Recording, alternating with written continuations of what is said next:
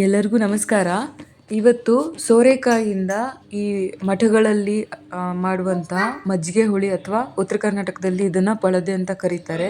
ಇದನ್ನು ಮಾಡೋದು ಹೇಗೆ ಅಂತ ನೋಡೋಣ ಬನ್ನಿ. ನಾನು ಒಂದು ಮೀಡಿಯಮ್ ಸೈಜ್ ಸೋರೆಕಾಯಿಯನ್ನು ತಗೊಂಡಿದ್ದೀನಿ. ಇದನ್ನು ಚೆನ್ನಾಗಿ ತೊಳೆದು ಸಿಪ್ಪೆನ ಬಿಡಿಸ್ಕೋಬೇಕು. ಸಿಪ್ಪೆನ ನೀಟಾಗಿ ತೆಗೆದು ಕಟ್ ಮಾಡಬೇಕು. ಈಗ ನೋಡಿ ನಾನು ಸಿಪ್ಪೆ ಎಲ್ಲ ಬಿಡಿಸ್ಕೊಂಡಿದ್ದೀನಿ. ಇದು ಹೀಗೆ ಕಾಣ್ತಾ ಇದೆ. ಇದು ತುಂಬ ಬಲ್ತಿದ್ರೆ ಅಥವಾ ತುಂಬ ದಪ್ಪಗಿದ್ರೆ ಒಳಗಡೆ ಜಾಸ್ತಿ ಈ ಬೀಜ ಎಲ್ಲ ಜಾಸ್ತಿ ಇದ್ದರೆ ಅದನ್ನು ತೆಗಿಬೇಕು. ಇದು ಅಷ್ಟೇನೂ ಬಲ್ತಿಲ್ಲ, ಅದಕ್ಕೆ ನಾನು ಹಿಂಗೆ ಕಟ್ ಮಾಡಿಕೊಂಡು ಎಕ್ಸ್ಟ್ರಾ ಈ ಬೀಜಗಳೇನೇ ದಪ್ಪದಾಗಿರೋದೆಲ್ಲ ಇದೆಯಲ್ಲ ಅದನ್ನು ರಿಮೂವ್ ಮಾಡ್ತೀನಿ. ಇದು ನಿಮ್ಗೆ ಯಾವ ಅಳತೆಗೆ ಬೇಕಲ್ವ ಆ ಅಳತೆಗೆ ಕಟ್ ಮಾಡ್ಕೊಳ್ಳಿ. ನಾನು ಈ ಅಳತೆಗೆ ಕಟ್ ಮಾಡ್ಕೊಂಡಿದ್ದೀನಿ. ಈಗ ಇದರಿಂದ ನಾನು ಈ ಎಕ್ಸ್ಟ್ರಾ ಸೀಡ್ಸ್ ಏನಿದೆಯಲ್ಲ ಅದನ್ನು ಕಟ್ ಮಾಡ್ಕೊಳ್ತಾ ಇದ್ದೀನಿ.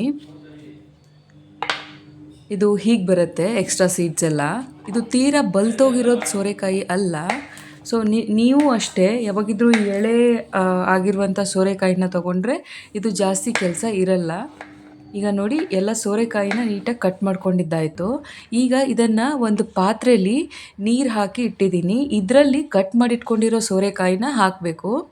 ಇದಕ್ಕೆ ಒಂಚೂರು ಉಪ್ಪನ್ನು ಹಾಕ್ತಾ ಇದ್ದೀನಿ. ನೀವು ಎಷ್ಟು ಸೋರೆಕಾಯಿ ತೊಗೊಂಡಿರ್ತೀರಲ್ಲ ಆ ಅಳತೆಗೆ ತಕ್ಕನಂಗೆ ನೀರನ್ನು ತಗೊಳ್ಬೇಕು. ನಾನಿಲ್ಲಿ ಒಂದು ಮೀಡಿಯಮ್ ಸೈಜ್ ಸೋರೆಕಾಯಿನ ತೊಗೊಂಡಿದ್ದೀನಿ. ಈ ಪಾತ್ರೆಯಲ್ಲಿ ನಾನು ಈ ನೀರು ಕುಡಿಯೋ ಸ್ಟೀಲ್ ಗ್ಲಾಸ್ ಇರುತ್ತಲ್ಲ ಅದರಿಂದ 2 ಗ್ಲಾಸಷ್ಟು ನೀರನ್ನು ಹಾಕಿ ಒಂಚೂರು ಉಪ್ಪು ಹಾಕಿದ್ದೀನಿ. ಇದನ್ನು ಸಿಮ್ ಅಲ್ಲಿ ಬೇಯಕ್ಕೆ ಬಿಡಬೇಕು. ಈಗ ಸೋರೆಕಾಯಿ ಬೇಯೋಷ್ಟರಲ್ಲಿ ಇದರದ್ದು ಮಸಾಲೆ ರೆಡಿ ಮಾಡ್ಕೊಳ್ಳೋಣ. ಕರಿಬೇವು ಹಾಕ್ಕೋಬೇಕು ಮೊದಲಿಗೆ. ಅದಾದಮೇಲೆ ಕೊತ್ತಂಬರಿ ಸೊಪ್ಪು, ಅದಾದಮೇಲೆ ಮೆಣಸಿನ್ಕಾಯಿ ಮತ್ತು 1ರಿಂದ 1.5 ಇಂಚಷ್ಟು ಶುಂಠಿನ ನೀಟಾಗಿ ಸಿಪ್ಪೆ ಎಲ್ಲ ಬಿಡಿಸ್ಕೊಂಡು ಹಾಕಬೇಕು. ಇದಕ್ಕೆ ಮೇನ್ ಇಂಗ್ರೀಡಿಯೆಂಟೇ ಹಸಿ ಕೊಬ್ಬರಿ. ಈ ಹಸಿ ಕೊಬ್ಬರಿನ ತೀರಾ ಜಾಸ್ತಿನೂ ಹಾಕಬಾರ್ದು, ಕಮ್ಮಿನೂ ಹಾಕಬಾರ್ದು. ನೀವು ಯಾವ ಅಳತೆಗೆ ತೊಗೊಂಡಿರ್ತೀರ ಸೋರೆಕಾಯಿ ಅಥವಾ ನಿಮ್ಮದು ಮಜ್ಜಿಗೆ ಯಾವ ಅಳತೆಗಿರುತ್ತಲ್ಲ ಆ ಅಳತೆಗೆ ತಕ್ಕನಂಗೆ ಹಾಕ್ಕೋಬೇಕು. ಈಗ ಇದಕ್ಕೆ ಒಂಚೂರು ಉಪ್ಪು ಹಾಕ್ತಾ ಇದ್ದೀನಿ. ಇದನ್ನು ಒಂದು ಸ್ವಲ್ಪನೂ ನೀರು ಹಾಕ್ದಿರ ಒಂಚೂರು ತರಿಯಾಗಿ 1 ರೌಂಡು ರುಬ್ಕೋಬೇಕು. ಈಗ ನೋಡಿ ನೀರು ಹಾಕ್ದಿರ 1 ರೌಂಡ್ ತರಿಯಾಗಿ ರುಬ್ಕೊಂಡಿದ್ದೀನಿ ಇದಕ್ಕೆ. ಈಗ ಇದಕ್ಕೆ ಜೀರಿಗೆನ ಆ್ಯಡ್ ಮಾಡ್ಕೋಬೇಕು. ನಾನಿಲ್ಲಿ 2 ಸ್ಪೂನು ಜೀರಿಗೆನ ಆ್ಯಡ್ ಮಾಡ್ಕೊಳ್ತಾ ಇದ್ದೀನಿ. ಈಗ ಇದಕ್ಕೆ ಸ್ವಲ್ಪನೇ ನೀರು ಹಾಕಿಬಿಟ್ಟು, ಸ್ವಲ್ಪ ಅಂದರೆ ಸ್ವಲ್ಪನೇ ನೀರು ಹಾಕಿ ರುಬ್ಕೋಬೇಕು. ಈಗ ನೋಡಿ ಸೋರೆಕಾಯಿ ಹೋಳುಗಳೆಲ್ಲ ಕುದೀತಾ ಇದೆ. ಇದಾಗೋ ಅಷ್ಟರಲ್ಲಿ ಈ ಕಡೆಗೆ ಮಜ್ಜಿಗೆ ರೆಡಿ ಮಾಡ್ಕೊಳ್ಳೋಣ. ನಾನಿಲ್ಲಿ ಒಂದು ಅರ್ಧ ಬೌಲಷ್ಟು ಮೊಸರನ್ನು ತಗೊಂಡಿದ್ದೀನಿ. ಇದನ್ನು ನೀಟಾಗಿ ಕಡ್ಕೋಬೇಕು, ಲಂಪ್ಸ್ ಇಲ್ದಿರುವಂಗೆ ಕಡ್ಕೋಬೇಕು. ಒಂಚೂರು ಉಪ್ಪು ಹಾಕಿದ್ದೀನಿ ನಾನು ಇದಕ್ಕೆ. ನೀಟಾಗಿ ಕಡ್ಕೋಬೇಕು. ಲಂಪ್ಸ್ ಉಳಿದ್ರೆ ಅದು ತಿನ್ನಬೇಕಾದ್ರೆ ಸರಿ ಅನಿಸಲ್ಲ, ಚೆನ್ನಾಗಿ ಬರಲ್ಲ ಅದು. ಈಗ ಮಜ್ಜಿಗೆ ರೆಡಿ ಆಯಿತು. ಅದನ್ನು ಸೈಡ್ಗಿಟ್ಟು ಒಗ್ಗರಣೆ ಮಾಡ್ಕೊಳ್ಳೋಣ. ಒಂದು ಬಾಣಲಿಗೆ ಒಂದು ಸ್ವಲ್ಪ ಎಣ್ಣೆನ ಹಾಕಬೇಕು. ಈ ಎಣ್ಣೆ ಕಾದ ನಂತರ ಇದಕ್ಕೆ ಸಾಸಿವೆನ ಹಾಕಬೇಕು. ಇದಕ್ಕೆ ಏನು ಕರಿಬೇವು ಏನೂ ಹಾಕೋಂಗಿಲ್ಲ, ಯಾಕಂದರೆ ನಾವು ಮಸಾಲೆನೇ ಎಲ್ಲ ಹಾಕ್ಕೊಂಡ್ಬಿಟ್ಟಿದ್ದೀವಿ. ಈಗ ನೋಡಿ ಸಾಸಿವೆ ಸಿಡಿತಾ ಇದೆ. ರುಬ್ಬಿಟ್ಕೊಂಡಿರುವಂಥ ಮಸಾಲೆನ ಇವಾಗ ಇದಕ್ಕೆ ಹಾಕ್ಕೋಬೇಕು. ಹಾಕ್ಕೊಂಡು ಒಂದು 2 ನಿಮಿಷ ಬಾಚಿದ್ರೆ ಸಾಕು, ಅದು ಹಸಿ ವಾಸನೆ ಎಲ್ಲ ಹೋಗುತ್ತೆ. ಈಗ ಇದಕ್ಕೆ ಅರಿಶಿಣ ಪುಡಿನ ಹಾಕ್ತಾಯಿದ್ದೀನಿ. ನಾನು ಯಾಕೆ ಜಾಸ್ತಿ ಹಾಕ್ತಾಯಿದ್ದೀನಿ ಅಂತಂದರೆ ನಮ್ಮ ಮನೇಲಿರೋದು ಆರ್ಗ್ಯಾನಿಕ್ ಅರಿಶಿಣ ಪುಡಿ, ಮನೇಲೇ ಮಾಡಿದ್ದು ನಮ್ಮ ತಾಯಿ. ಇದರಲ್ಲಿ ಯಾವುದೇ ಕಲರ್ ಇಲ್ದಿರೋದ್ರಿಂದ ಬೇಗ ಕಲರ್ ಬರಲ್ಲ ಅಂತ ನಾನು ಸ್ವಲ್ಪ ಜಾಸ್ತಿ ಹಾಕ್ತಾಯಿದ್ದೀನಿ. ನೀವು ಅಂಗಡಿ ತಂದಿದ್ರೆ ಸ್ವಲ್ಪ ಹಾಕಿದ್ರೆ ಸಾಕು. ಇದಕ್ಕೆ ಇವಾಗ ಕುದಿಸಿರೋದು ಸೋರೆಕಾಯಿ ಹೋಳುಗಳನ್ನು ಹಾಕ್ತಾಯಿದ್ದೀನಿ.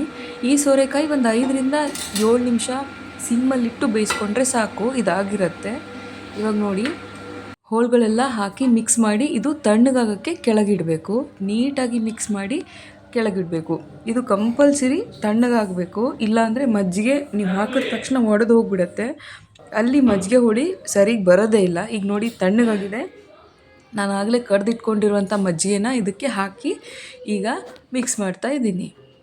ಇದು ನಿಮ್ಮ ಕನ್ಸಿಸ್ಟೆನ್ಸಿ ತಕ್ಕನಂಗೆ. ಒಬ್ರಿಗೆ ತುಂಬ ಗಟ್ಟಿ ಮಜ್ಜಿಗೆ ಹುಳಿ ಇಷ್ಟ ಆಗುತ್ತೆ, ಒಬ್ರಿಗೆ ತುಂಬ ತೆಳುದು ಇಷ್ಟ ಆಗುತ್ತೆ. ನಂಗೆ ಸ್ವಲ್ಪ ಐ ಪ್ರಿಫರ್ ಗಟ್ಟಿ ಮಜ್ಜಿಗೆ ಹುಳಿ, ಅದಕ್ಕೆ ನಾನು ನೀರನ್ನು ಜಾಸ್ತಿ ಆ್ಯಡ್ ಮಾಡ್ತಾಯಿಲ್ಲ. ನೀವು ನೀರು ಆ್ಯಡ್ ಮಾಡಬೇಕಿತ್ತು ಅಂದರೆ ಈ ಸ್ಟೇಜಲ್ಲಿ ನೀರು ಆ್ಯಡ್ ಮಾಡಿದ್ರೆ ಸಾಕು. ಈಗ ನೀಟಾಗಿ ಕೆಳಗಡೆ ಮಿಕ್ಸ್ ಮಾಡಿಕೊಂಡು ಗ್ಯಾಸ್ ಮೇಲೆ ಇಡಬೇಕು.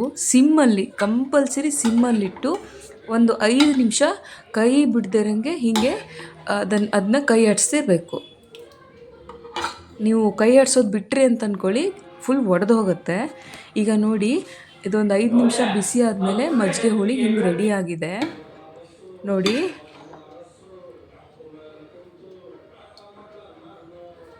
ಈಗ ಇದಕ್ಕೆ ಬಿಸಿ ಬಿಸಿ ಅನ್ನ ಹಾಕಿಬಿಟ್ಟು ಮಜ್ಜಿಗೆ ಹುಳಿ ಹಾಕ್ಕೊಂಡು ತಿಂದರೆ ತುಂಬ ಸೊಗಸಾಗಿರುತ್ತೆ. ಅದರಲ್ಲೂ ಈ ಬ್ಯಾಂಗ್ಳೂರ್ ವೆದರ್ ಈಗ ತುಂಬ ಚೆನ್ನಾಗಿದೆ. ಈ ವೆದರಲ್ಲಿ ಈ ಕಾಂಬಿನೇಷನ್ ಫುಡ್ಡು ತುಂಬ ಜನರಿಗೆ ಇಷ್ಟ ಆಗುತ್ತೆ. ಒಂದು ಸತಿ ಮಾಡಿಕೊಂಡು ಟೇಸ್ಟ್ ನೋಡಿ. ನೀವಿಲ್ಲಿ ಸೋರೆಕಾಯಿ ಬದಲಿಗೆ ಬೂದುಗುಂಬಳಕಾಯಿಯನ್ನು ಹಾಕ್ಬೋದು. Same procedure. Thank you all.